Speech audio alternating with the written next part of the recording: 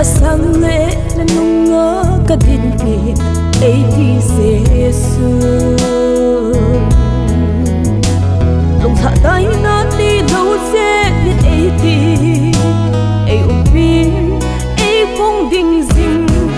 Amabou keidia kahatna kulpi Kagaljo sanin umpi jing Pakai phongding sochat miten joulou ding Pakai Kagaljo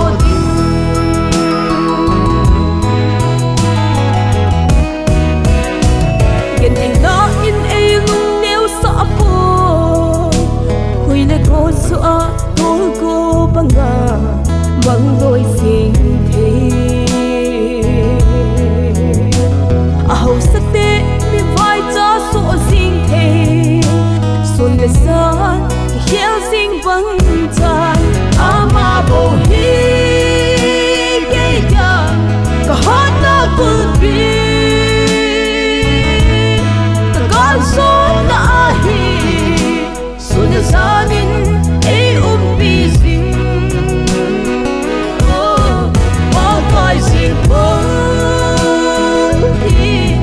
sochat miten joulou ding Pakai Kagaljo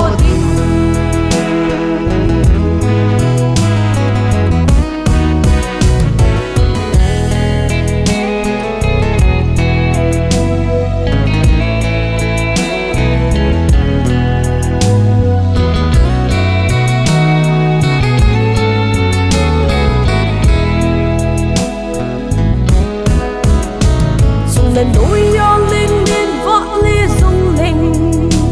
đâu khuất hang ngơ nay vẹn vắng cái hình hồ nay bùi hồi in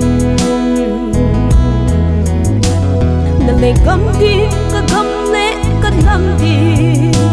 nay mang gian vã trôi là in Amabou keidia